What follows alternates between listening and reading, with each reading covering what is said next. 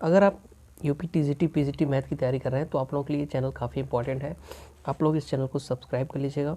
आज की इस वीडियो में हम सीखने वाले हैं कि डोमेन कैसे निकालते हैं, किसी फंक्शन का डोमेन कैसे निकालते हैं और क्या चीज़ें उसमें हमें ध्यान रखनी होती है। चलिए वीडियो को स्टार्ट करते हैं। देखिएगा, डोमेन यानी कि प्रांत जिसको हम कहते हैं, इसका मतलब होता है प्रांत का। अगर मैं आपको सीधे से बताऊं बहुत ही आसान भाषा में, तो डोमेन का मतलब होता है एक्स की वे वैल्यूज़ होती हैं जिनको हम यहाँ पे रख सकते हैं। यानी कि एक्स जिन जिन वैल्यूज़ को यहाँ पे ले सकता है उसको हम डोमेन बोलते हैं। ठीक है। देखिएगा, जैसे यहाँ पे अगर हम बात करें एक एग्जांपल में अगर आपको बताऊं, जैसे मान लो कि 2x है। ठीक है, कोई फंक्शन है, ऐसे लिख देते हैं, कोई फंक्शन हमारा है f of x is equal to 2x। अब आप देखो कि x की जगह आप कोई भी वैल्यू रखो, माइनस इन्फिनाइट से प्लस इन्फिनाइट के बीच में आप कुछ भी वैल्यू रखो, चाहे 0 रखो, चाहे 1 रखो, चाहे 2 रखो, आपको कोई ना कोई वैल्यू मिल जाएगी, कोई रियल वैल्यू ज़रूर मिलेगी। ठीक है। लेकिन वहीं पे अगर हम बात करें, एक फंक्शन मैं आपको दिखाता हूँ 1/x या 1/2x ही आप ले लो। अब देखो यहाँ पे आप सारी वैल्यूज़ को रखेंगे तो कुछ ना कुछ वैल्यू ज़रूर आएगी, चाहे डेसिमल में आए चाहे जिसमें कोई रियल वैल्यू ज़रूर आएगी। लेकिन अगर आप x इज इक्वल टू 0 रख देते हो तो क्या होगा पता है? ये हो जाएगा 1/2 इंटू 0 और ये बन जाएगा 1/0, जो कि 0 से भाग करना अपरिभाषित होता है। क्या होता है? अपरिभाषित होता है। चूँकि ये डिफ़ाइन नहीं हुआ ना, इसको हम कह सकते हैं कि ये डिफ़ाइन नहीं हुआ, हमें कोई रियल वैल्यू नहीं मिली, तो इसलिए हम क्या कहेंगे कि जब भी कोई भी अगर फंक्शन दिया है, ठीक है, इस तरीके से है, अंश और हर में है या न्यूमरेटर डिनोमिनेटर में है, तो उसका जो डिनोमिनेटर होगा, जो हर होगा, वो कभी भी 0 नहीं होना चाहिए। ठीक है। जैसे यहाँ पे x की वैल्यू 0 रखने पर ये 0 हो रहा था, तो ये डिनोमिनेटर पूरा 0 नहीं होना चाहिए। जैसे एक एग्जांपल मैं आपको और दिखाता हूँ, जैसे f of x is equal to, यही एग्जांपल लेते हैं, 2x + 3 है। अब यहाँ पे देखो यहाँ पे क्या था, x इज इक्वल टू 0 नहीं हो सकता था। क्यों नहीं हो सकता था? क्योंकि उस पर ये हमारा हर जो है वो 0 हो जा रहा था।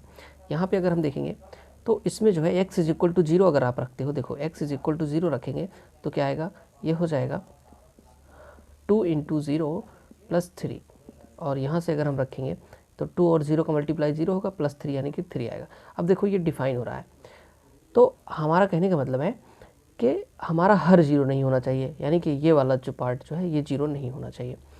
तो x भले भी 0 हो जाए, देखो यहाँ पे क्या था, x 0 अगर हो गया था, जैसे मान लो x हमने 0 रखा तो हमारा हर 0 हो जा रहा था, इसलिए यहाँ पे अपरिभाषित था।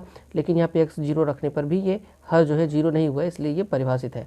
अच्छा, किस पॉइंट पर ये अपरिभाषित हो जाएगा? देखिएगा अगर आप ऐसे निकालें तो 2x + 3 अगर 0 किस पॉइंट पे होगा ये चेक कर लेते हैं। 2x इज इक्वल टू +3 इधर आएगा तो -3, और x इज इक्वल टू -3/2, यानी कि इस पॉइंट पर x इज इक्वल टू -3/2 पर ये हमारा जो फंक्शन है ये डिफाइन नहीं होगा। यानी कि इस पॉइंट पर जो है, अगर हम x की जगह इस पॉइंट को रख दें -3/2, तो ये हर हमारा 0 हो जाएगा, और जब ये 0 हो जाएगा तो ये फंक्शन अनडिफाइंड हो जाएगा इस पॉइंट पर। तो इसका जो डोमेन होगा वो हम लिख सकते हैं ऐसे, क्योंकि पूरे रियल नंबर पर ये डिफाइंड है, r मतलब रियल नंबर, पूरे r रियल नंबर का सेट है r, इसमें से हम निकाल देंगे कौन सा पॉइंट, -3/2, ये इसका डोमेन हो जाएगा। इस तरीके से हम डोमेन को लिख सकते हैं। ठीक है, और भी तरीके हैं लिखने के, फिलहाल ये आसान तरीका है लिखने का। चलिए अब हम कुछ क्वेश्चंस देखते हैं।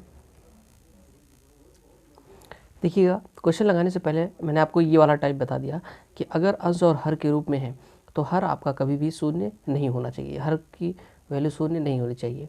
ठीक है। अब दूसरा मैं आपको बता देता हूँ, जैसे अगर अंडर रूट में कोई चीज़ है तो हमेशा आप जान लें कि जो अंडर रूट के अंदर वैल्यू है वो हमेशा 0 या 0 से बड़ी होनी चाहिए, कभी भी नेगेटिव नहीं होनी चाहिए।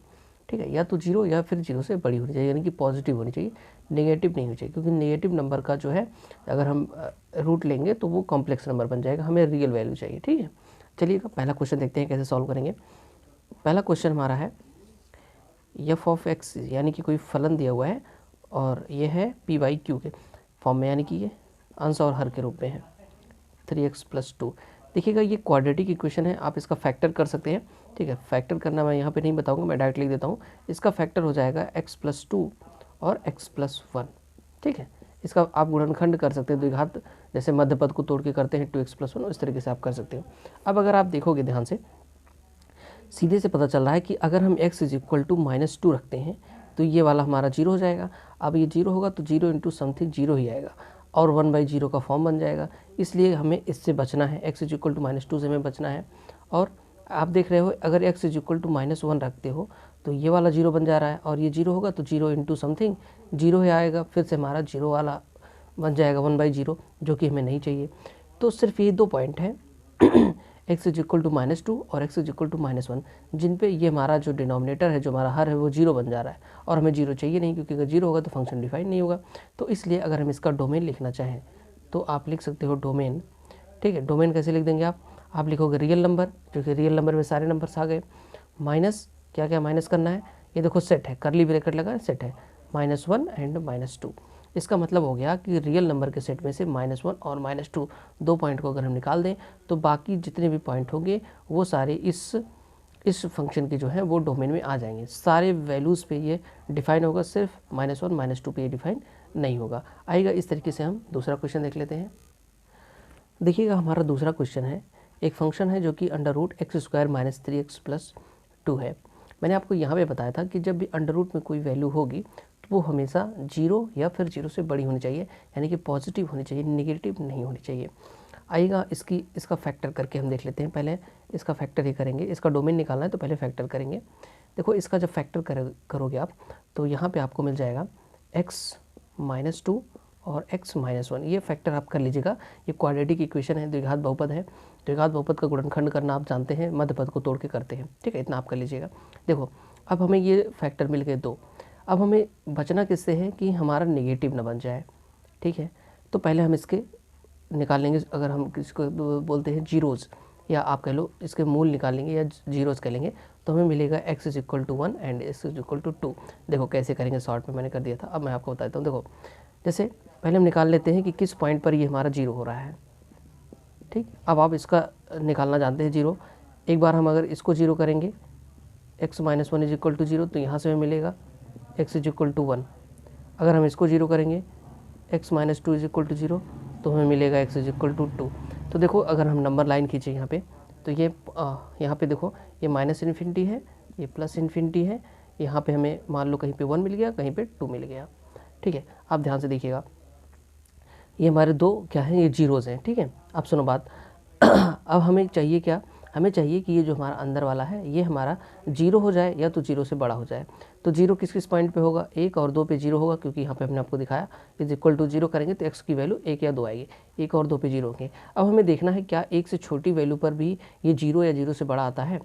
ठीक है, तो 1 से छोटी वैल्यू आप कोई भी लेके यहाँ पे देख सकते हो। जैसे मान लो यहाँ पे आप कोई भी वैल्यू, जैसे 1 से छोटी वैल्यू क्या आएगी, 0 ही आएगी। मान लो 0 ही ले लेते हैं। तो अगर हम 0 को यहाँ पे 0 पे अगर हम 0 रख के देखते हैं तो देखो यहाँ 0 रखोगे तो -2 आएगा, यहाँ पे 0 रखोगे -1 आएगा, और -2 -1 गुणा हो गया तो प्लस बन जाएगा। ठीक है, तो प्लस बन जाएगा, इसका सीधा सा मतलब है कि यहाँ पे इस वाले रीजन में पूरा ये क्या हो रहा है, प्लस आ रहा है। अच्छी बात है, क्योंकि हमें चाहिए कि हमने बताया था कि अगर जब भी रूट में कोई चीज़ रहती है तो वो हमें चाहिए क्या, a इज़ ग्रेटर देन 0, या तो 0 के बराबर है तो 0 से बड़ा यानी कि पॉजिटिव हो, तो हमें पॉजिटिव मिल गया। अब 1 और 2 के बीच में कोई पॉइंट लेके देख लो, 1 और 2 के बीच का कोई पॉइंट बताओ। जैसे मान लो 1/2 आएगा, 1/2 यहाँ पे आपका आ जाएगा 1.5, या आप इसको लिख सकते हो 3/2। ठीक है, 3/2 रख के देखो कितना आएगा। देखो 3/2 रखेंगे ना, क्योंकि ये 2 से छोटा है, यहाँ पे हम कोई पॉइंट ले रहे हैं तो ये नेगेटिव आएगा, और ये 1 से बड़ा है इसलिए पॉजिटिव होगा। पॉजिटिव और नेगेटिव का मल्टीप्लाई करेंगे तो नेगेटिव ही आएगा। तो जब नेगेटिव आएगा तो ये पॉइंट नेगेटिव हो गया, और नेगेटिव हमें चाहिए नहीं ना, इसको हम छोड़ेंगे, अभी रुके रहते हैं, आगे चल के देखते हैं। 2 से बड़ी अगर कोई वैल्यू लेंगे, देखो अगर आप 2 से बड़ा कोई वैल्यू यहाँ पे रखोगे तो ये पॉजिटिव बनेगा, 2 से बड़ा होगा तो पॉजिटिव भी आएगा, और यहाँ पे चूँकि 2 से बड़ा है तो 1 से तो जरूर बड़ा होगा, यही पॉजिटिव आएगा। पॉजिटिव इंटू पॉजिटिव पॉजिटिव भी बनेगा, ये हमारा 2 से बड़ी कोई वैल्यू पॉजिटिव। तो देखो यहाँ से हमारा जो डोमेन बन रहा है, चूँकि हमें पॉजिटिव वाला ही चाहिए, पॉजिटिव और 0 देखो 1 और 2 पे 0 हो रहा है, बाकी सब जगह पॉजिटिव है, तो जो हमारा डोमेन बन जाएगा इसको हम लिख सकते हैं। देखो -∞ से 1 तक, -∞ से 1 तक, यहाँ पे हम क्या लगाए, इधर क्लोज इंटरवल, इधर ओपन इंटरवल।